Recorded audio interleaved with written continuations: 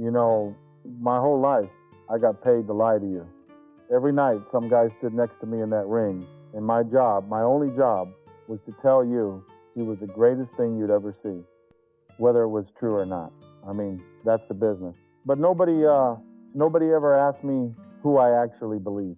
So tonight, no gimmick, no family, just 5 names I never lied about. Okay, so let's start at the beginning. Not my beginning, his, Nick Bockwinkel.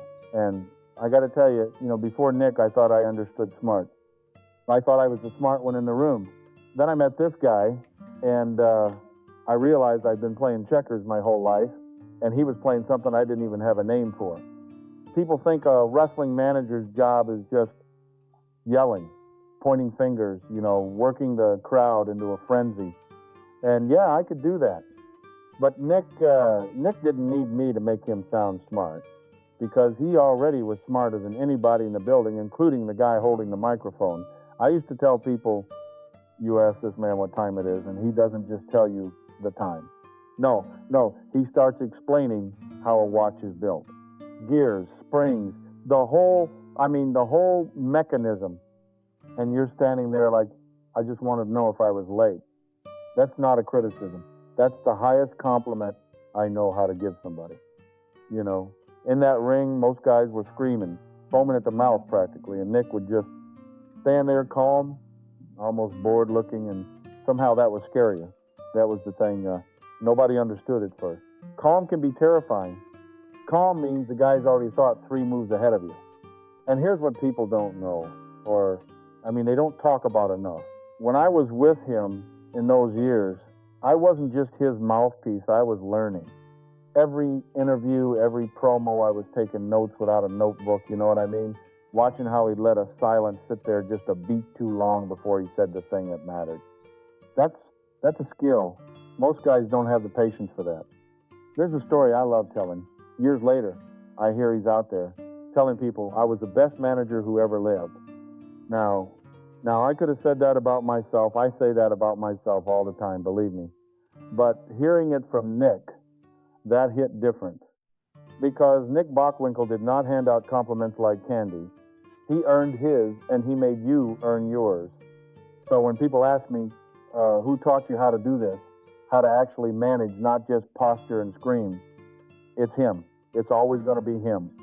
He's the one who showed me that the loudest guy in the room isn't always the most dangerous one. You want to know what greatness looks like before it ever throws a punch? That's Nick Bockwinkel, standing perfectly still, letting you sweat. Now, this one's a different kind of problem. Because with Nick, I was the smart one's manager. With this guy, I was just trying to keep up. Ric Flair talked louder than me. I need you to understand how rare that is, okay? I built a career on being the loudest guy at ringside, and then I'm standing next to Rick, and I can't get a word in. The man never stopped moving, never stopped talking, never once looked like he wanted a night off. I used to watch him get to a building, exhausted, half dead from the road, and somehow by the time that entrance music hit, he was the freshest guy on the card. Every single time. There's this one night, and I still, to this day, I get chills thinking about it. He's in this massive match, 30 men, and everybody in the building, everybody is gunning for him. And I'm at that table, and I am supposed to be the villain. I'm supposed to want him to lose. And instead, I'm practically standing up, screaming into the microphone that it isn't fair, that they're all ganging up on him. And I meant it. I completely forgot I was the bad guy. He made me forget my own job. That's what he did to people. He made you forget yourself. And look, I've said this before, I'll say it again. The man never laid on his rear end, never once phoned it in. There's guys who get to a certain level and they coast. Rick never had a coasting gear. He worked like a man who was still trying to prove something, even after he'd already proven everything. People think what we had on television was just business, just a storyline, 2 guys who show up, do their thing, go home. It wasn't like that. Off camera, we'd sit and talk for hours, and he'd have me laughing so hard I couldn't breathe. There was a real friendship under all that noise, a real one. So when people ask me who's the greatest and they expect me to talk about moves or holds or, I don't know, technical wrestling charts, I tell them, go find me somebody who can talk a building into buying a ticket and work a match like his life depends on it on the same night, every night. Go find me that guy. You won't. There's only one Ric Flair. This one's hard for me.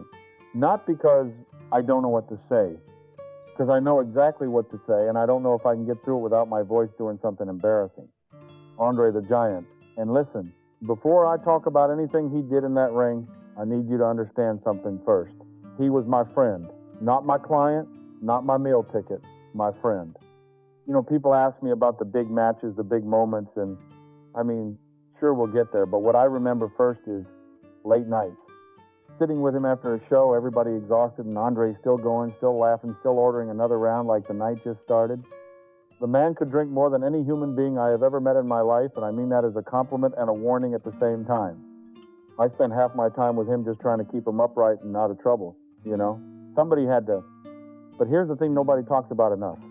Underneath all that size, underneath the laughing and the drinking and the legend of it all, he was one of the smartest men I ever stood next to in that business. There was this one stretch he's working with a young, hot-headed guy, and this kid keeps hitting him way harder than he needs to. Not once, not twice. Over and over, night after night. And Andre never said a word about it. Never complained to anybody backstage. Then one night, same spot comes up, and Andre just quietly sticks his fist out. Doesn't even look at the guy. And the kid runs right into it, full speed, lesson taught, no promo, no shouting, just a giant teaching respect with his bare hand and going right back to what he was doing like nothing happened. That's who he was, patient until he wasn't. And then there's the night everybody remembers, the one with the giant crowd, the one where I walked him to that ring knowing that this was it. This was the moment. This was as big as this business gets. I still get emotional thinking about it. Walking out there next to him, feeling that building shake. That's the proudest I have ever been in my entire career. Not because of what happened after the bell, because of who I got to walk with. People built statues out of what he did in that ring. I don't need a statue. I've got the memory of a man who could have crushed anybody who crossed him, and instead spent most of his nights just trying to make sure everybody around him was laughing. I miss him. I really do. Every single day. Okay, so this next name, it's a different kind of respect. It's not about being the smartest guy in the room, and it's not about who can out-talk me. It's about who I trusted, standing right next to me every single night. Kurt Hennig. You know, in this business, you spend a lot of time next to guys who are, let's be honest, a little reckless. They get caught up, they hit too hard, they miss a spot, and you're the one who eats it. Kurt never did that to me, not once. He always knew exactly where I was, exactly what I needed, and he always made sure I walked away looking good. Even when the whole point of the segment was making me look like a fool. That's a gift. That's not luck, that's not an accident. That's a professional. There's this little thing we used to do, you probably remember it if you were watching back then. He'd toss that towel behind his back, not even looking, and I'd catch it every time. No rehearsal, no signal, nothing. We just knew. And I think about that a lot, actually, because that's exactly what our whole relationship was. Two guys who didn't need to look at each other to know where the other one was. And look, I was the bad guy standing next to him, so I wasn't supposed to admit when somebody impressed me. But I remember sitting at that table one night, watching him go with another guy, back and forth, and I forgot to be the villain for a second. I said, right there on the air, that it was one of the best matches I had ever seen in my life. And I meant every word of it. That almost never happened to me. Ask anybody.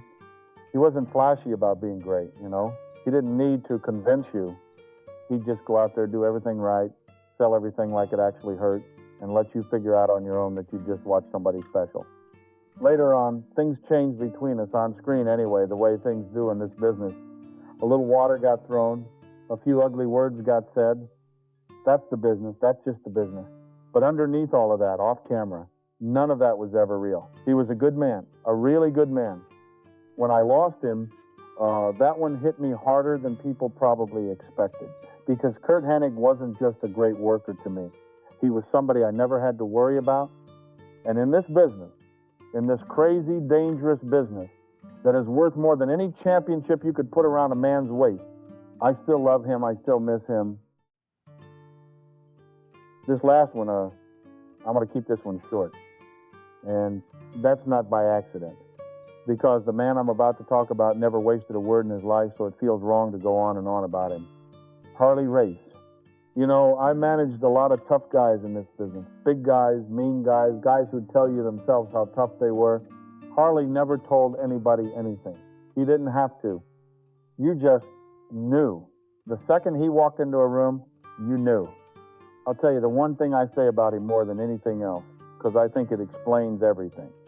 Andre, and I mean, you just heard me talk about Andre, a man who was not afraid of another living soul on this earth. Andre was scared of exactly two people in this business. Two. And Harley Race was one of them. Now think about that for a second. Think about what it takes to make a giant like that. Pause. Just for a second. That's not a story. That's not me building something up for television. That's just true. He didn't talk much backstage either, you know. Wasn't a big talker. Wasn't looking for attention. He'd just sit there quiet, and somehow that was more intimidating than anybody screaming down the hallway. I used to joke that Harley could end an argument just by walking past it. And here's the part that still gets me a little, actually. Years later, when they finally put me in that Hall of Fame, and I'm up there giving my speech, cracking jokes, doing my whole routine, I stopped right in the middle of it, and I thanked him. Just him, by name. Because working next to Harley Race wasn't a job to me, it was an honor. And I don't use that word for just anybody. People want to talk about who could out-wrestle who had the better this, the better that. With Harley, that's not even the conversation. The conversation is, would you want to be standing across from him? And the answer for pretty much everybody in that locker room was no. No, thank you. That's Harley Race. Fewest words of anybody on this list. Biggest presence in the room every single time. So there it is. 5 names. And I meant every single word of it. No gimmick, no family, no angle to protect. I already know what's going to happen. I'm going to walk away from this, and about, 20 guys I managed over the years are going to call me up madder than a hornet, wanting to know why they weren't on that list. And you know what? I don't have an answer for them. I love a lot of people I didn't mention tonight. That's the nature of a list. It hurts somebody's feelings no matter what you do. But I'll tell you this, I didn't pick these 5 because of what they won. I didn't pick them because of some championship, some, trophy sitting on a shelf somewhere. I picked them because of what they meant to me, standing right there, night after night. One taught me how to think. One taught me how to work.